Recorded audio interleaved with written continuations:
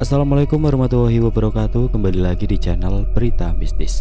Untuk kisah kali ini masih melanjutkan dari kisah yang sebelumnya, sebuah cerita dari teman subscriber kita yang bernama Rendra Channel. Dan untuk kisahnya yaitu sebuah kisah yang berjudul Demit Leweng Waru. Dan sebelum kita lanjut ke ceritanya, tekan dulu tombol like video ini. Dan jangan lupa tekan juga tombol subscribe channel ini. Dan nyalakan juga lonceng notifikasinya agar tidak ketinggalan cerita-cerita lainnya dari channel ini. Dan buat teman-teman yang punya pengalaman horor dan pengen dibawakan di channel ini, nanti teman-teman bisa hubungi langsung kontak admin kami yang sudah saya sertakan di kolom deskripsi. Dan seperti apa untuk kelanjutan dari kisah ini? Langsung saja kita masuk ke ceritanya.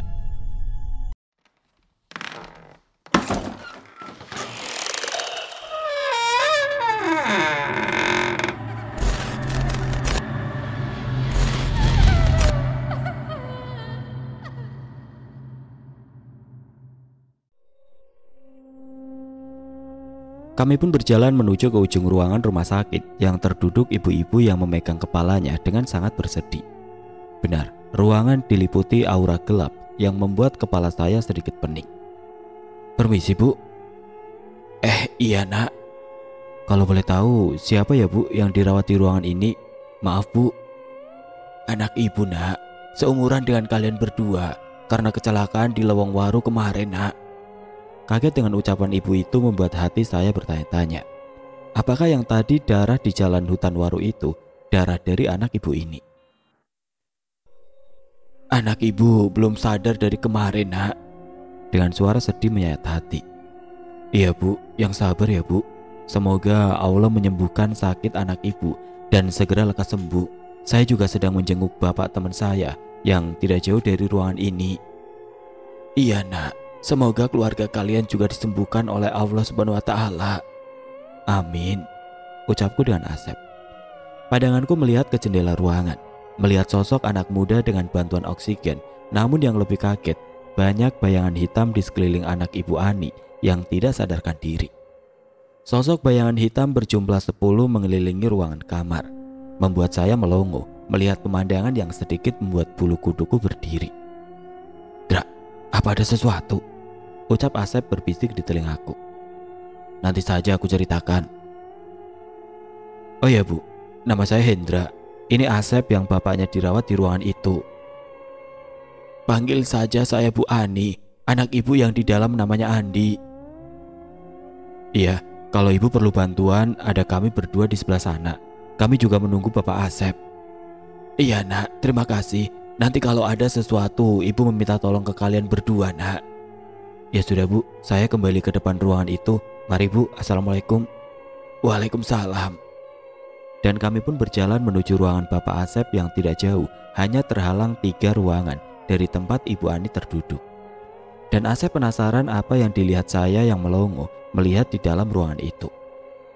Ayah sesuatu untuk beres ya Ndra? Saya merinding terus berdiri di sana Ndra. Ada 10 bayangan hitam di dalam ruangan eta Sep. Seperti kecelakaan itu sengaja dibuat. Gak beres Sep. Saya terus mendengar seorang minta tolong. Saya jatuh di tengah hutan Waru dan melihat bercak darah yang sudah mengering Sep. Sejak saya melihat darah itu, bisikan minta tolong membuat kupingku panas. Aduh, gawat. Bayangan hidung. Jadi kumaha Ndra? Kita selesaikan dulu bapakmu. Semoga cepat keluar dari rumah sakit ini. Dan saya akan menginap dan menjaga bapakmu Sep dengan kamu di sini. Ya sudah, apakah kita akan berpetualang lagi Ndra seperti dulu mencari bocah si Arman, tetanggaku yang diculik Wewe Gombel? Kamu masih ingat Sep? Sekarang anak itu gimana kondisinya? Sejak saat itu jadi pendiam, kini sudah kelas 6 SD Ndra. Lucu juga kalau diingat, dulu sampai kamu ngompol di celana.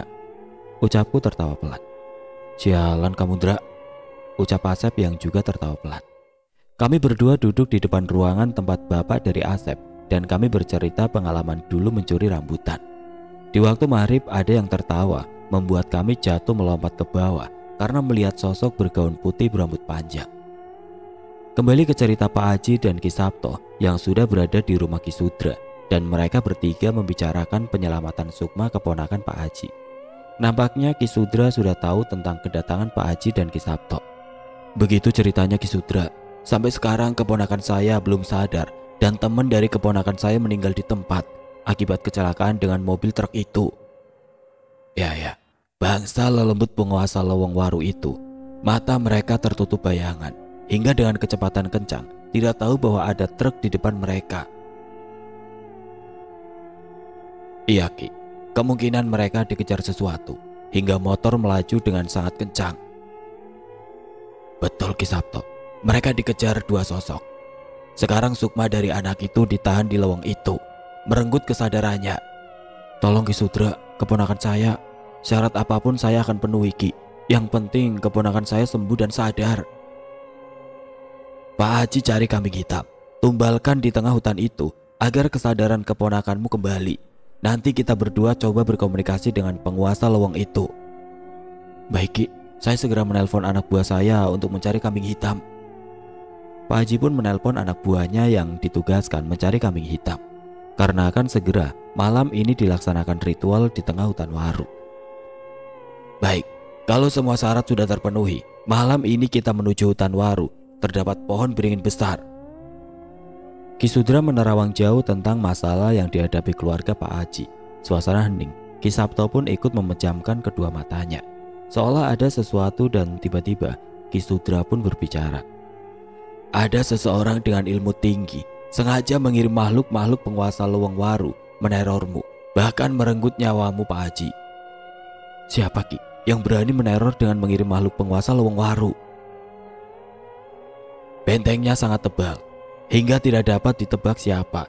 Kita harus hati-hati karena sudah diketahui. Terus apa yang harus kita lakukan Ki? Tenang saja Pak Haji, saya akan coba menyerang kembali.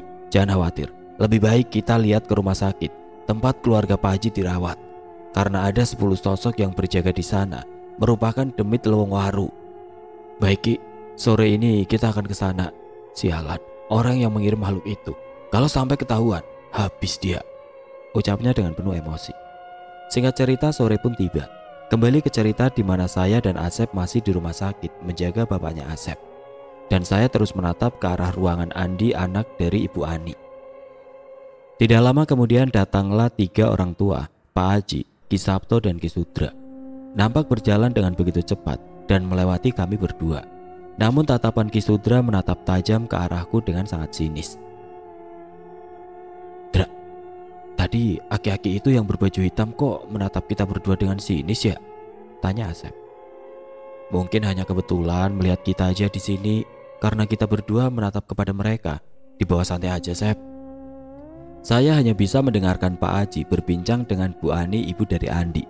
Pak Haji menjelaskan bahwa kecelakaan ini tidak wajar menurutnya. Ani, saya kakakmu, jadi turuti kata-kataku. Ini semua tidak wajar. Ada seseorang yang berniat menghancurkanku. Biar aku urusi semua dan dibantu Ki Sabto dan Ki Sudra. Tidak wajar gimana, A? Ini murni kecelakaan. Sudah, kamu diam saja. Ini urusan saya. Andi tidak akan sadar karena Sukmanya masih terpenjara di lowong waru oleh penguasa gaib. Nampak wajah raut Bu Ani sedih dan meneteskan air mata mendengar penjelasan kakaknya, yaitu Pak Haji. Tidak lama Ki Sudra dan Ki Sabto masuk ke dalam ruangan. Aku dan Asep hanya menatap ke arah mereka. Beberapa menit kemudian Ki Sabto dan Ki Sudra keluar dari ruangan itu. Nampak wajah mereka penuh dengan wajah yang sangat serius. Dan Ki Sabto membisikkan kepada Pak Haji. Pak Haji, sudah saya cek kesadaran dari Andi, ternyata benar kosong. Seluruh kesadaran atau sukma dari Andi benar-benar ditahan oleh penguasa lowong waru. Ya sudah Ki, atur semuanya. Biar saya penuhi semua persyaratannya. Pak Haji, kita harus cepat mengembalikan kesadaran Andi ke tubuhnya. Kalau sampai 3 hari kesadarannya masih di lowong waru, kami tidak akan bisa merebut sukma Andi kembali dan 3 hari ke depan. Tepatnya bulan purnama. Saya yakin Andi akan ditumbalkan pada bulan purnama. Nampak wajah cemas dari Pak Haji dan Bu Ani. Saya berdua dengan Asep hanya melongo, menatap mereka dan hanya bisa terdiam. Singkat cerita, maghrib pun tiba. Ketiga orang yaitu Pak Haji, Ki Sabto, dan Ki Sudra meninggalkan rumah sakit.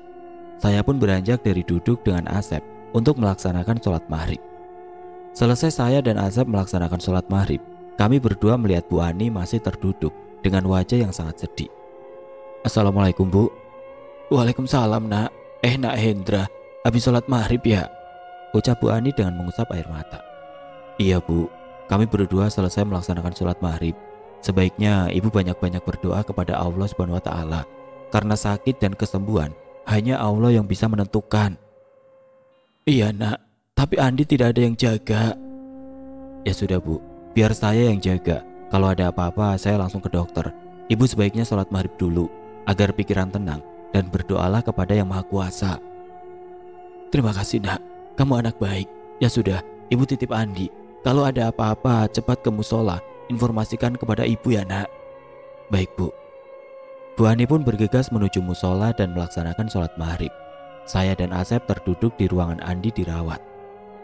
Semoga semuanya baik-baik saja ya Ndra. Semoga Bapak dan juga Andi diberikan kesembuhan. Iya Sep, kita hanya bisa berdoa. Oh ya, kapan saudaramu akan ke rumah sakit? Oh, Wahadi dan Mang Amin akan segera ke sini menjaga Bapak di malam hari. Tiba-tiba teleponku berbunyi yang tidak lain Pak Yanto menelponku. Assalamualaikum Ndra. Waalaikumsalam Pak Kiai. Sudah di dekat ruangan di ujung kan? Sudah Pak Kiai, saya dan Asep kebetulan ruangannya berdekatan. Anak ini kesadarannya diambil oleh penguasa Leweng Waru. Kalau sampai Purnama tidak kembali sadar, akan susah untuk kembali sadar.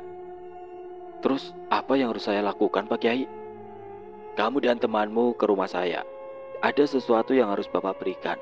Bapak sudah sangat tua. Saya percayakan kepada kamu untuk menolongnya.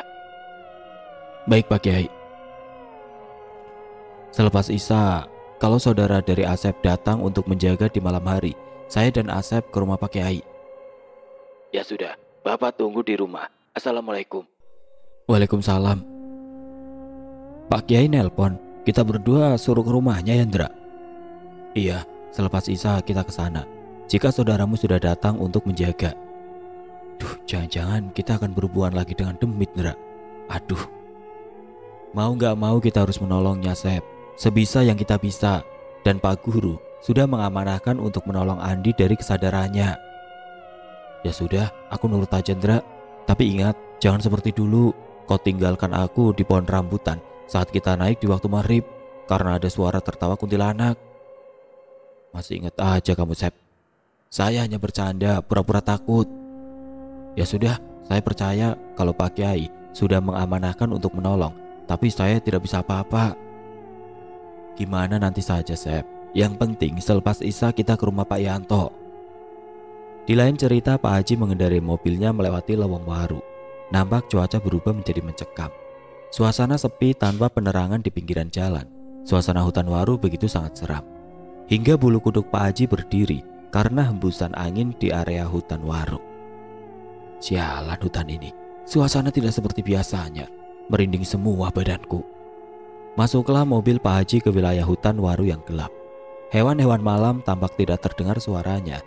Hanya hening dan Pak Haji dikagetkan datangnya kabut putih menutupi penerangannya, membuat dia mengurangi kecepatannya. Aneh, tiba-tiba ada kabut setebal ini, ucap Pak Haji yang sangat penasaran. Namun tidak sengaja Pak Haji melihat kesepian depan wajahnya. Nampak di kursi belakang sosok perempuan berambut panjang yang menutupi seluruh wajahnya hingga sok berteriak dan melakukan rem mendadak. Namun ketika mobil berhenti, Pak Haji mencoba melihat ke belakang. Tidak ada wanita bergaun putih yang duduk di belakang mobilnya. Ah, sialan. Apa hanya halusinasiku saja ya? Ucap Pak Haji dalam hatinya. Namun mobil Pak Haji masih dikelilingi kabut putih dan sontak kaget dengan tangan di kaca mobil dengan ukuran yang sangat besar. Kuku tajam dan berbulu membuat Pak Haji berteriak dan langsung menyalakan mobilnya kembali. Mobil pun melaju dengan cepat menghindari kabut dan juga teror dari demit Leweng Waru. Akhirnya Pak Haji pun keluar dari kabut dan segera melajukan mobilnya. Nampak dari belakang Pak Haji melihat dari spion mobilnya, bayangan-bayangan hitam besar mengejarnya. Dengan cepat laju mobil digas Pak Haji hingga keluarlah Pak Haji dari hutan Waru yang sangat menyeramkan itu dan melanjutkan kembali ke rumahnya yang tidak jauh dari hutan tersebut. Dan akhirnya mobil Pak Haji pun terparkir di depan rumahnya. Nampak wajah pucat dan baju dipenuhi keringat membuat Pak Haji bergegas masuk ke dalam rumahnya untuk menghindari dari sosok-sosok bayangan hitam yang mengejarnya. Di lain cerita, Darmo di rumahnya. Di dalam ruangan khusus nampaknya sedang memegang keris pemberian dari penguasa Leweng Waru. Dengan kepulan asap kemenyan memenuhi ruangan khusus ritualnya, dia membuka kedua matanya dengan senyum menyeringai, seperti telah terasuki oleh iblis dengan dendam di hatinya. Aji, ini hanya awal teror saya. Walaupun kau meminta bantuan kepada kedua dukun sakti itu, aku akan melenyapkan semuanya demi terbalaskan dendam atas perkataan kotormu kepada saya. Di lain cerita, saya dan Asep bergegas menuju ke rumah Pak Yanto untuk menemuinya. Singkat cerita, tidak ada gangguan ketika melewati Leweng Waru. Namun suasana begitu menyeramkan, dan lagi-lagi kupingku merasa panas dengan teriakan minta tolong ketika berada di dalam hutan waru. Namun saya terus berdoa dengan doa-doa yang sudah diajarkan oleh Pak Yanto. Walaupun sekelebat bayangan silih berganti mencoba mengganggu, alhamdulillah kami selamat dan sampai ke rumah Pak Yanto pada pukul 8 malam. Kuparkirkan motorku di depan rumah Pak Yanto. Saya dan Asep pun mengetuk pintu Pak Yanto dan mengucapkan salam. Assalamualaikum. Waalaikumsalam. Masuk. Saya dan Asep masuk ke dalam rumah Pak Yanto yang terduduk dengan memegang tongkat kesayangannya. Dan kami pun mencium tangannya, tanda hormat kepada guru. Duduk, ada yang ingin Bapak sampaikan kepadamu. Kami berdua pun duduk dan mendengarkan setiap perkataan Pak Yanto. Dengan helaan nafas panjang, Pak Yanto pun berbicara. Bapak sudah beritahu kepada Mundra bahwa ketika Bapak sedang zikir, pendengaran Bapak tertuju pada Leweng Waru. Dan ada anak yang terus meminta tolong. Setelah Bapak fokuskan, ternyata bocah itu korban kecelakaan.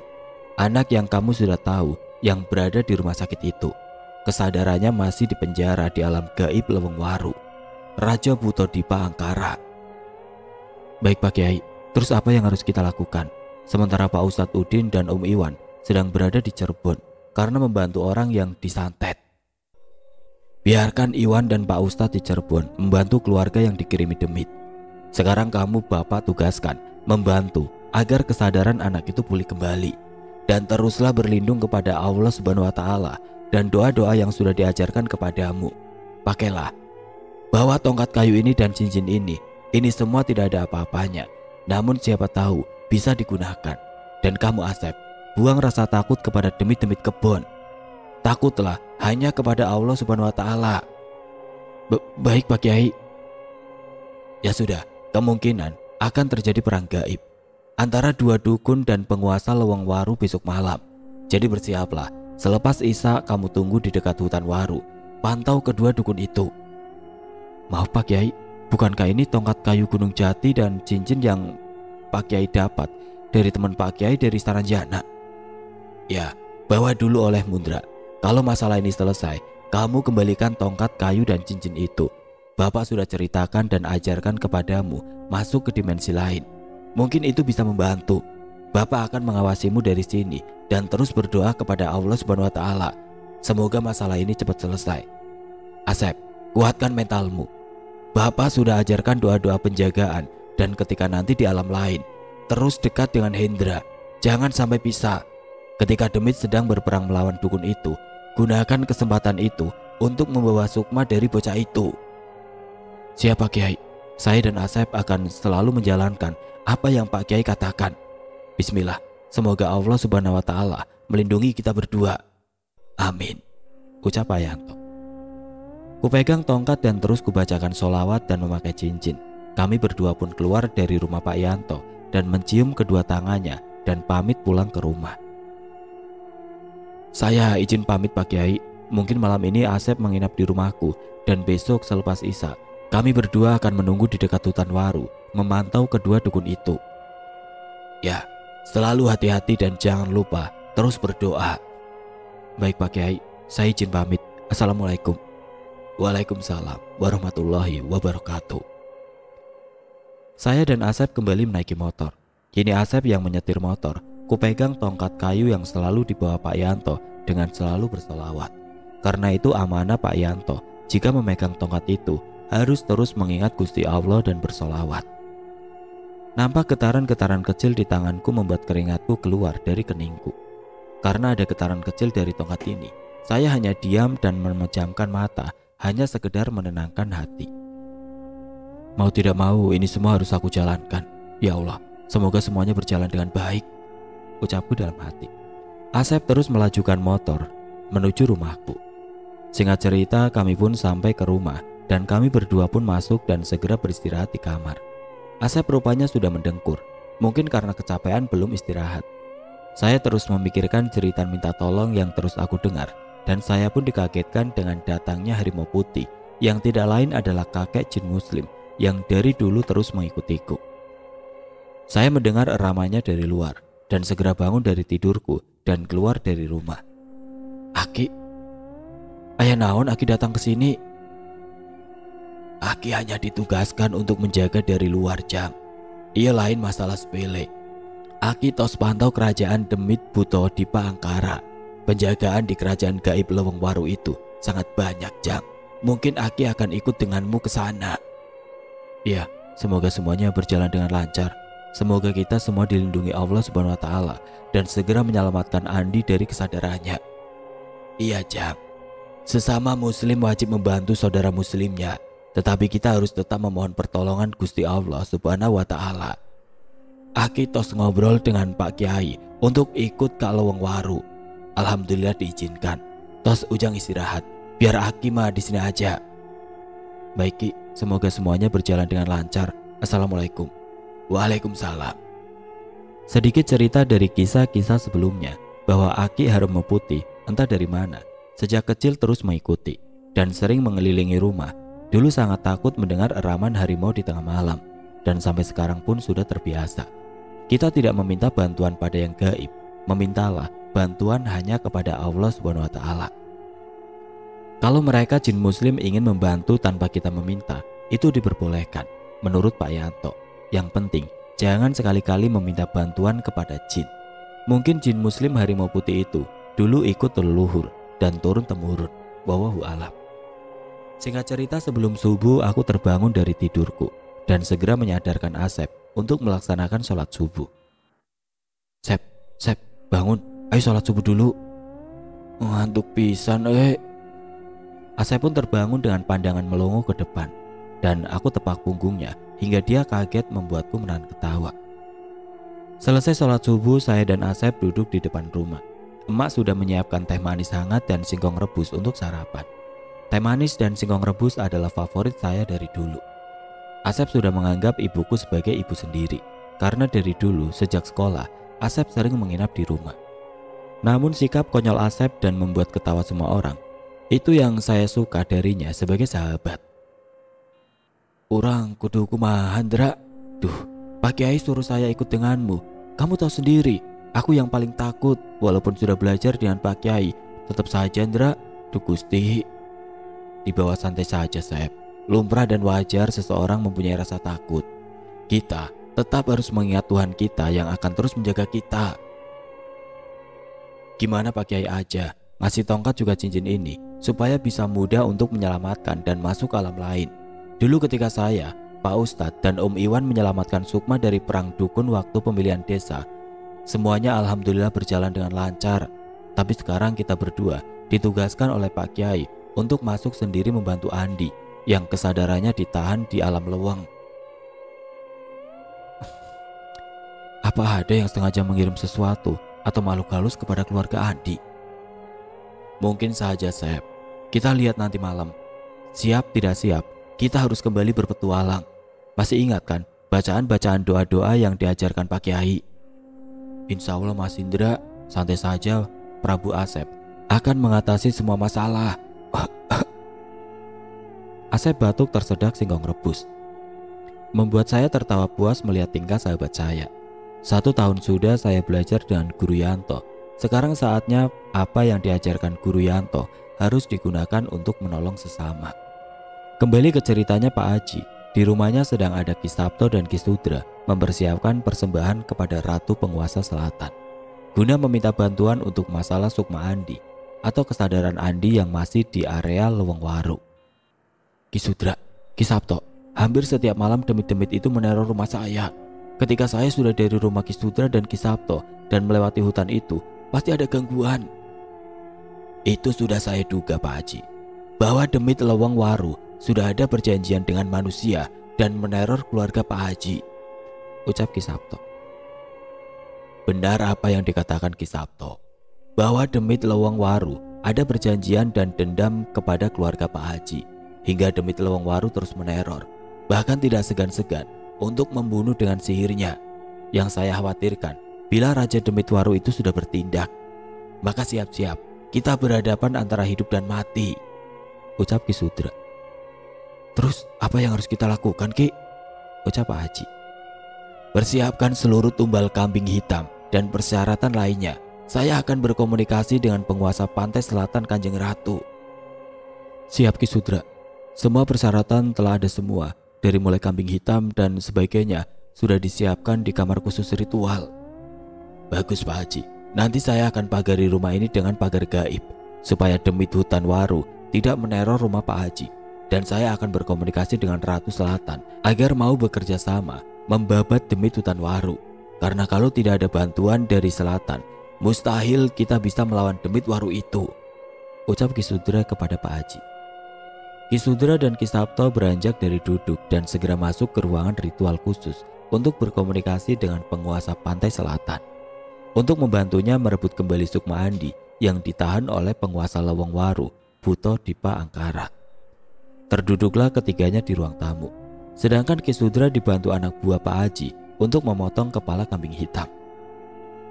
Setelah kepala kambing terpisah dengan badan, dengan mantra-mantra dari Ki Sudra dan dibungkus dengan kain putih dan ditaruh di nampan. Sembari membaca mantra, Ki Sudra dan Ki Sabto membakar kemenyan, hingga kepulan asap kemenyan memenuhi ruangan ritual. Ki Sabto dan Ki Sudra memejamkan mata dengan bersedekap dada. Meraga Sukma menghadap ke pantai selatan. Sekian lama Ki Sabto dan Ki Sudra terpejam. Akhirnya mereka membuka mata secara bersamaan. Helaan nafas panjang Ki Sudra membuat Pak Haji bertanya-tanya. Ki Sudra, maaf, bagaimana komunikasinya dengan penguasa pantai selatan? Saya dan Ki Sabto tadi menghadap ke Ratu Pantai Selatan, dan ritual kita diterima dan akan membantu kita dengan mengirim panglima perangnya, Ki Naga Raksa Jagat, merupakan panglima perang utama di kerajaan gaib pantai selatan, ucap Ki Sudra kepada Pak Haji dengan senyum. Ki, Naga Raksa Jagat, dia panglima perang laut selatan, berarti akan terjadi pertempuran besar Ki Sudra. Ya, akan terjadi pertempuran besar. Dan Nyi Ratu mewanti-wanti Raja Buto Dipa Angkara adalah penguasa Ras Buto di Pulau Jawa. Dia paling tertua di tanah Jawa. Ilmunya sangatlah tinggi dan berbahaya. Tetap tenang Pak Haji, perang pasti akan terjadi. Karena sewaktu saya berkomunikasi dengan Demit Leweng, dia tidak mau mengembalikan kesadaran keponakan Pak Haji. Sukmanya masih ditahan, dan kalau ingin merebutnya akan terjadi perang besar, ucap Ki Sabto. Ki Sabto yang rumahnya dekat dengan Lewengwaru beberapa kali mencoba berkomunikasi, namun tetap ditolak oleh penguasa Lewengwaru dan tetap untuk menahan kesadaran Andi untuk persembahan di bulan purnama. Tidak perlu khawatir Pak Haji, kita juga akan dibantu Dewi penguasa Laut Utara dan Laut Selatan juga akan membantu. Jadi ini sangat bagus, pasti kita bisa mengambil kembali Sukma Andi yang ditahan, ucap Ki Sudra dengan senyum dan meyakinkan Pak Haji. Kita akan mulai menyerang di malam hari ini, karena besok sudah masuk bulan purnama, lebih cepat, lebih baik, ucap Ki Sabto. Kembali ke cerita saya dan Asep yang masih terduduk di depan rumah dengan masih mengobrol santai dengan Asep. Namun tiba-tiba saya merasakan kedatangan jin muslim harimau putih membuat saya kaget dengan kedatangannya secara tiba-tiba. Assalamualaikum Jang, ucap jin harimau putih dengan batin dan duduk di sebelah kanan. Waalaikumsalam Ki, ayah informasi naon Aki datang, ucap saya melirik ke kanan dengan suara batin. Karena di dekatnya jin harimau, dekat tempat duduk Asep, membuat Asep batuk dan merasa pengap. Dondra, kok suasana jadi pengap gini? Ucap Asep. Si Aki jin harimau putih sedang duduk di sebelah kamu, Sep, ucapku sambil tertawa. Astagfirullah, pantesan auranya berbeda. Pasti begini kalau si Aki datang. Assalamualaikum Ki, ucap Asep dengan menggeser tempat duduknya yang membuatnya sedikit tenang, tidak merasa pengap. Aki tadi habis dari rumah Raden Guru Ujang. Aki sampaikan bahwa akan ada perang besar di dunia Aki Jang, menyangkut Lewengwaru. Leweng Waru? Iya, ada 2 dukun meminta bantuan kepada Dewi Utara dan Ratu Selatan untuk menggempur penguasa Leweng Waru. Karena penguasa Leweng Waru Buto Ijo di Bangkara, buto tertua di tanah Jawa, dan akan mengibarkan bendera perang kepada 2 dukun itu. Terus apa yang akan kita lakukan, Ki, untuk menyelamatkan Sukma Andi? Dan kita tidak berpihak ke siapapun, karena kita menolong ikhlas karena Allah. Aki sudah menyusun strategi dengan Guru Ujang, Pak Yanto. Strateginya sudah dapat izin dari Guru Ujang. Aki sarang pasukan Aki dari Gunung Sunda akan turun gunung, mengambil kesempatan untuk mengambil Sukma anak itu. Oke, Ki, kalau strateginya baik, juga sudah ada izin dari Guru Yanto, saya siap laksanakan. Ujang juga si Asep terus pantau 2 dukun itu di malam hari ini. Mereka berdua akan ke tengah Leweng Waru, membawa paksa Sukma anak itu dengan bantuan penguasa pantai utara dan pantai selatan. Pantau terus sampai Aki nanti bawa Ujang ke alam lain, juga menyelamatkan Sukma anak itu. Siap, Ki, kita akan jalankan strategi yang sudah ada izin dari Guru Yanto. Ya sudah, Aki pergi dulu ke Gunung Sunda, menyiapkan pasukan Aki buat nanti malam. Assalamualaikum. Waalaikumsalam. Kumahandra, naon info dari si Aki? Panjang, Sep. Malam ini akan terjadi perang besar. 2 dukun dari Pak Haji bekerja sama dengan penguasa pantai utara dan pantai selatan menyerang penguasa Demit Leweng Waru. Aduh, perasaan saya sudah gak enak, Dra. Oh ya, tadi saya dapat telepon dari Mamang bahwa Bapak sudah pulang dari rumah sakit, sudah ada di rumah. Alhamdulillah, Sep. Kalau bapak kamu sudah sembuh, kita berdua ditugaskan Guru Yanto memantau 2 dukun itu ke tengah hutan Waru. Bukannya di pinggir jalan, Dra. Kalau malah masuk ke hutan Waru, kamu tahu sendiri, Demit di sana gak segan-segan nampakin wujud menyeramkannya. Sudah, santai saja, Sep. Kita mohon perlindungan Gusti Allah Subhanahu wa Ta'ala. Ini juga sudah ada izin dari Guru Yanto lewat si Aki. Nah, gitu mah atuh. Ayo berpetualang lagi, Dra. Coba kalau ada Pak Ustadz Udin sama Iwan, pasti beres semua tanpa mengeluarkan tenaga dan kita hanya nonton saja. Dengan helaan nafas panjang Asep. Saya hanya tertawa melihat wajah Asep yang keringat dingin. Kami berdua murid dari Pak Yanto, namun Asep masih belum terbuka mata batinnya. Pak Ustadz Udin dan Iwan sedang di Cirebon, sama juga melaksanakan tugas dari Guru Yanto. Kita jangan mau kalah, Sep. Kita duo ganggarangan, tuntaskan misi ini, ucapku dengan tertawa. Asep pun tertawa mendengar kata duo ganggarangan. Singkat cerita, maghrib pun tiba. Kita berdua melaksanakan sholat maghrib di pinggir rumah dan lanjutkan zikir sampai isya. Selepas isya kita bersiap-siap berangkat. Dan tidak lupa meminta restu emak tercinta saya dalam melaksanakan tugas dari Guru Yanto. Setelah mendapat restu, saya pun menyalakan motor dan membawa tongkat dimasukkan ke tas pancing supaya menutupi tongkat kayu milik Guru Yanto. Sementara Asep menyetir motor dan saya membonceng. Tidak lupa doa-doa kita panjatkan sebelum berangkat. Dan di perjalanan kami berdua baca doa-doa yang sudah diajarkan Guru Yanto. Dan di perjalanan menuju Leweng Waru, Asep hanya terdiam, fokus dengan bacaannya.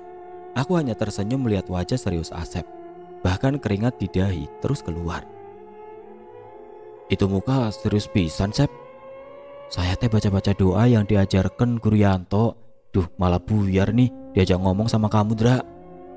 Aku hanya tertawa lepas melihat tingkah konyol Asep. Kami sudah seperti saudara karena bersahabat dari SMK sampai lulus sekolah. Sep, kalau terjadi sesuatu ke tubuh saya, beritahu ke emak di rumah ya. Duh, ada apa, Dra? Kenapa ngomongnya gitu? Saya juga si Aki, Jin Harimau Putih, akan masuk alam lain. Kamu ditugaskan jaga raga kasar saya ya, Sep. Dengan helaan nafas panjang, Asep pun menjawab. Oke atuh, tugas saya hanya jaga raga kasar kamu, Dra. Siaplah, golok sudah ada di pinggang saya. Kalau ada babi hutan ganggu, oles saya ditebas lehernya. Sedikit cerita, Asep dan saya belajar silat dari bapak saya yang punya ilmu silat khas Sunda, turun-temurun. Asep dan saya selalu berlatih silat ketika duduk di sekolah SMK. Hanya untuk berjaga-jaga jika saya nanti merantau ke kota lain. Sesampainya di tepi hutan Waru, kami berdua pun mematikan motor dengan pakaian serba hitam, pakaian pangsi hitam khas Sunda. Kami masukkan motor ke semak-semak dan memantau pergerakan dan menunggu kedatangan dua dukun dan Pak Haji. Kami pun menikmati sebatang rokok dan singkong rebus di semak-semak hutan waru. Duh, serem ini di pinggir hutan, apalagi kalau masuk, Dra. Sudah, santai aja, Sep. Baca doa-doa penenang hati. Jangan lupa baca doa supaya kita tidak bisa terdeteksi oleh dua dukun itu dan juga makhluk penghuni hutan ini. Siap, Dra. Sudah saya baca, tinggal rokok dan singkong rebus. Belum saya makan. Aku hanya garu-garu kepala melihat tingkah Asep yang kadang membuat saya tidak hentinya tertawa sampai sakit perut. Tidak lama kemudian satu mobil jeep berhenti dan dua motor di belakangnya juga berhenti. Saya melihat dan memantau, ternyata itu Pak Haji dan dua dukun, serta dua anak buah Pak Haji yang akan masuk ke hutan. Aku segera menyenggol Asep yang dari tadi fokus makan singkong rebus dan sebatang rokok. Malah makan terus. Lihat, Sep, di depan sana. Ada apa, Dra? Ada babi hutan. Astagfirullah, target sudah mendekat. Mana, Dra? Mana? Lihat di depan sana, ada mobil jeep dan dua motor. Wah, itu sepertinya target kita, Dra. Ayo gaskan. Saya hanya garu-garu kepala dan menggelengkan kepala melihat tingkah Asep. Kami berdua pun membaca doa dan penjagaan dan doa-doa agar tidak diketahui oleh para dukun itu. Berjalan dari semak ke semak lainnya, mengikuti Pak Haji dan kedua dukun itu. Sementara dua anak buah menjaga mobil Pak Haji. Saya melihat Asep dan sekali lagi harus menahan tawa. Ketika Asep berguling-guling dari semak satu ke semak lainnya, tidak kuat rasanya menahan ingin tertawa melihat tingkah Asep yang bak seperti tentara perang. Sep, jangan kerusuk-kerusuk, nanti kita ketahuan, ucap saya dengan nada pelan. Siap 86 pokoknya mah. Beralih ke cerita Pak Haji dan kedua dukunnya yang masuk ke dalam hutan menuju Beringin Tua, tempat penguasa gaib Leweng Waru. Sepertinya penguasa Leweng Waru sudah tersiaga tempur dan saya merasakan energi besar seluruh buto di Pulau Jawa bersatu untuk melawan kita, ucap Ki Sudra. Ya Ki, saya dapat informasi dari kodam saya Siwanara bahwa mereka siap berperang melawan kita. Terus kita harus bagaimana, Ki? Genderang perang sudah mulai. Terdengar Panglima Naga Raksa Jagat dari selatan sudah datang dan Panglima Perang Utara Jaya, Sentanu, juga sudah ada di belakang kita. Seluruh pasukan gaib sudah ada di belakang kita. Jadi Pak Haji tenang saja, cukup menonton dan saya akan buka mata batin Pak Haji agar menonton perang demit ini. Usapan tangan Ki Sudra kedua mata Pak Haji dengan mantra-mantra membuat Pak Haji bisa melihat ribuan demit di belakang mereka, yang merupakan penguasa dari pantai utara dan selatan. Membuat keringat Pak Haji bercucuran dan gemetar seluruh tubuhnya melihat di belakangnya dengan bentuk yang sangat menyeramkan. Apalagi di depan sudah terdengar teriakan yang sangat besar, menandakan teriakan besar itu bertubuh sangat besar. Ki Sudra, apa saya sedang bermimpi melihat semua ini? Pak Haji tidak bermimpi. Sementara aku buka mata batin Pak Haji untuk menyaksikan perang ini dan membebaskan Sukma keponakan Pak Haji, supaya Pak Haji bisa dengan segera menyelamatkan Sukma keponakan Pak Haji. Sementara itu saya memberi aba-aba ke Asep untuk berhenti dan terus membacakan doa-doa supaya tidak terdeteksi oleh makhluk sekitar dan juga kedua dukun itu. Sep, berhenti dulu, cepat baca doa-doa. Mereka sudah mulai meneriaki genderang perang. Sebaiknya kita tunggu. Siap, Ndra, tapi saya mah gak bisa melihat, kosong. Yang ayah suara jangkrik. Di depan kita ribuan demit dari utara dan selatan berkumpul, dan jauh di depan sana para Butokala sudah meneriaki untuk berperang. Keringat keluar dari dahi. Seluruh badan saya melihat ribuan demit akan berperang di Leweng Waru. Saya hanya menunggu aba-aba dari Aki Jin Harimau Putih. Oke teman-teman, sampai di sini dulu ceritanya. Nantikan kelanjutan kisah ini di video berikutnya. Agar tidak ketinggalan, klik tombol subscribe channel ini dan nyalakan lonceng notifikasinya. Wassalamualaikum warahmatullahi wabarakatuh.